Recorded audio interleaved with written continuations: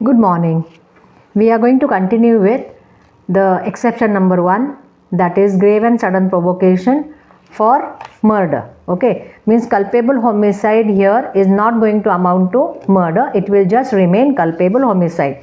In the last lecture, in the previous lecture, we have started with grave and sudden provocation, how it can be exception that we have seen, and we have seen Nanavati's case also. That is a landmark case for grave and sudden provocation. In that, what we have seen, that the judge has mentioned that the concerned person has to pass the test.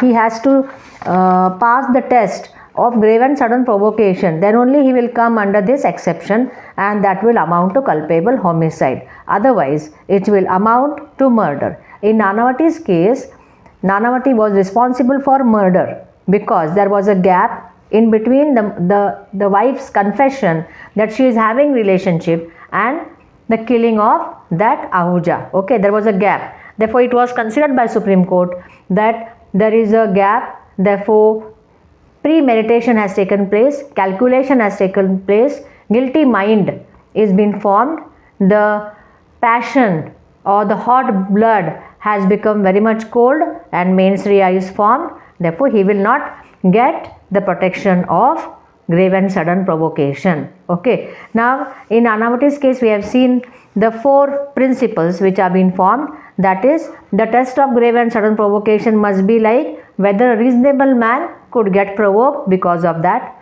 Second is what? Gestures also can arouse the feelings of a man and he can lose his self-control. Okay. And the next is what? The mental background of that concerned person or the mental background of that accused.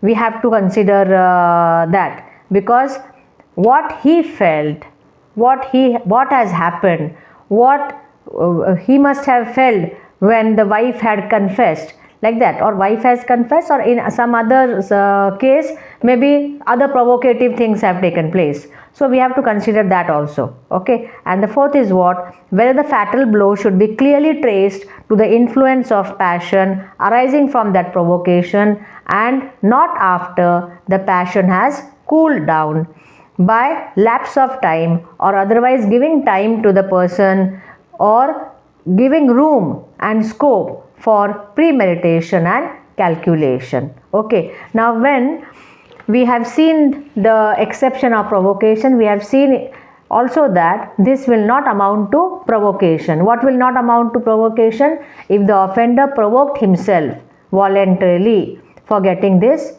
excuse to kill. Okay. Second is what? If anything done in obedience to law or done by a public servant in the lawful exercise of his powers, then that is not provocation. And third is what? Anything done in a lawful exercise of right of private defense, then that is not a provocation. For provocation, it must be grave and sudden. There must be a provocation which should be grave and sudden.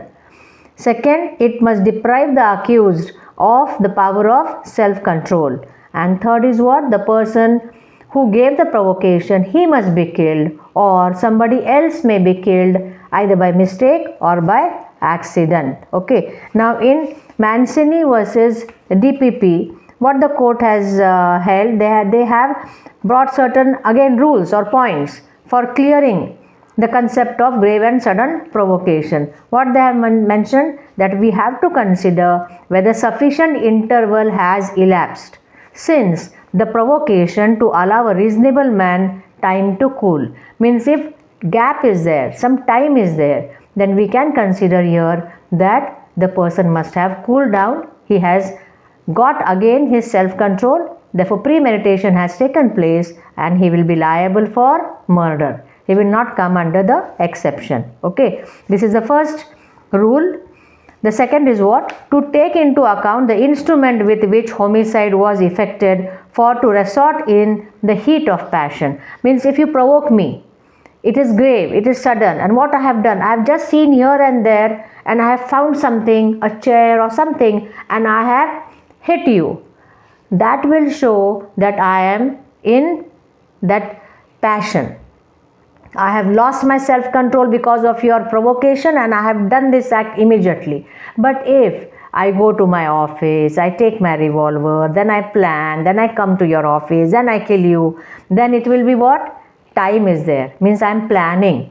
My mind has been thinking about how to kill, how to give effect to the thing which I have planned. Then here it is like cooling down, regaining of self-control, and I will not come under the exception. Okay. Now one famous case is there called as Balku's case.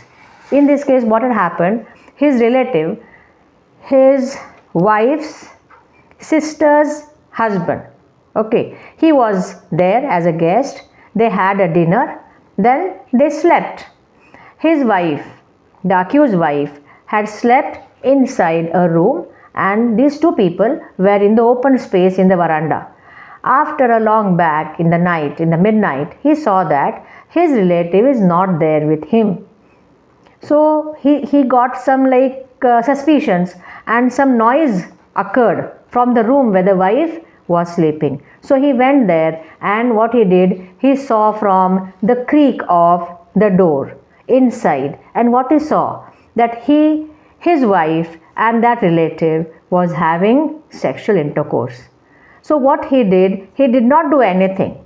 He came back and he tried to sleep on his bed. Afterwards, after 1 hour or 2 hours, the relative came back and he came and he slept near him. He immediately stood up and killed him. Okay, now he is trying to come under this exception of grave and sudden. Now what in Mancini's case, as they have mentioned, that if there is a gap, now here we will see that there is a gap.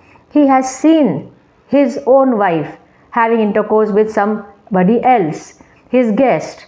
Okay, now he has killed him, not immediately, but means it didn't happen like he saw his wife doing the act and he shouted, he opened the door, he went inside, he killed that guest.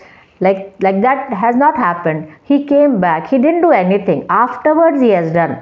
So what here the prosecution is telling, that there is a gap, as told in Nanavati's case or as told in Mancini's case, there is a gap. Therefore he should not come under grave and sudden provocation, there is premeditation. But in this case, what the court has held, see, there is a gap, but what has happened, this person has seen his wife doing intercourse with some other person when he had never imagined. For such a long time they had a married life, he never imagined that his wife would have such a kind of relationship. So when he saw that, he is in a shock. He is in such a shock that his nerves have contracted. He has got a mental and a nervous shock. He is not able to think anything, to do something and all. So he is in the shock. He is on his bed, lying there, but his mind, his nerves are completely contracted. He has lost his self-control. He has lost everything in his life. In that situation he is. So you may think that he is cooled down, but actually he is not cooled down. Inside something is happening. A storm is there in his mind, that what has happened, what his wife has done and what the guest has done. Like that you may see a person like he is very cool, but he may not be cool. So in the circumstances, the court has to see like that, in this particular way. In this case, in Balku's case, there was a gap, but the court has held that no, he will come under the grave and sudden provocation, though time has elapsed. See, what is mentioned here? He kept quiet and at that time, but after a while when that man came and slept near him, he killed him. It was held that he was coming under this exception. This was a grave and sudden provocation only, though gap is there. So just you should not see whether gap is there. Whether in Nanavati's 3 hours gap was there, whether in Mancini some 2 hours gap was there or 6 hours gap was there. That gap is not that just important. We have to see what has occurred. When you become angry, there are different things like how you react. Some people, what they may do, if you are provoking me, what I'll do? I will just react. Physically I will react. Sometimes some persons don't react, but their blood is stirring inside.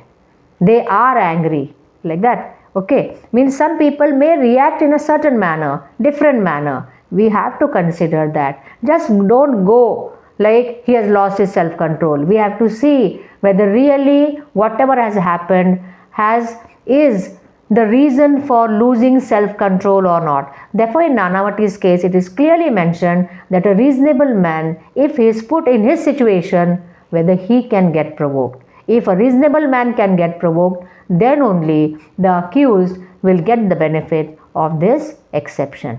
Okay, this is the first exception, grave and sudden provocation. Okay, and it's a very important exception. Many a times it will be taken as a defense by the accused, because the police officers are going to charge him with murder.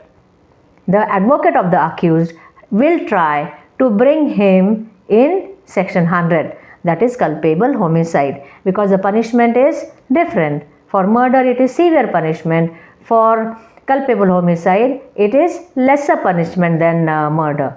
Okay, now more 4 exceptions are there. We are going to see in the next lecture. Okay, bye bye. See you in the next video.